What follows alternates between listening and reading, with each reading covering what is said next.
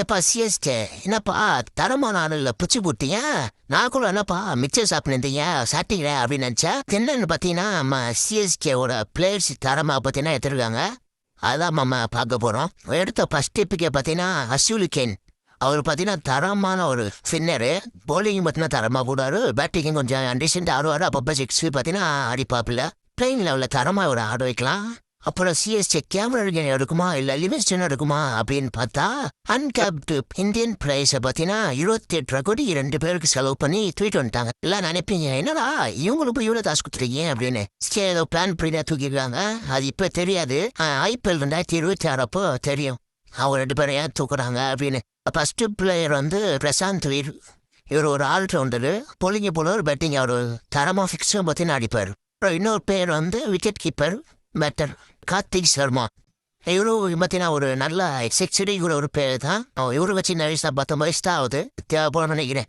அடுத்த பேர் யாருன்னா ஆஸ்திரேலியா ஒரு பிளேயரு பேட்டிங் தர மாறுறது தான். சிஎஸ்கே பார்த்தாங்க. லாஸ்ட்டாக பார்த்தீங்கன்னா அன்சோல்ட் ஆகிட்டாரு. அதுக்கப்புறம் சிஎஸ்கே எடுத்துட்டாங்க. இது ஒரு நல்ல பை தான். இது வந்தார் சப்ராஸ் கான். ஆனால் யாருமே எடுக்கலையே, யாராவது எடுக்கணும் டீமில் அப்படின்னு பார்த்தா கடைசியில் சிஎஸ்கே பிட்ட போட்டாங்க.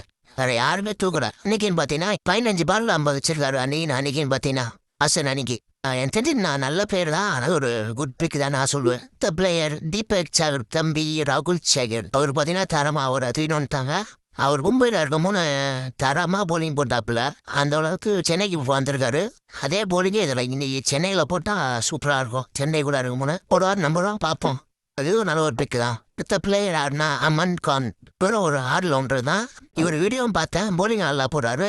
பேட்டிங் நல்லா அடிக்கிறாப்புல. சரி பார்ப்போம் என்னன்னு தெரியல பார்ப்போம். அதுக்கப்புறம் ஏற்கனவே நம்ம சிஎஸ்கே கூட இருந்த மேட் ஹென்ரி.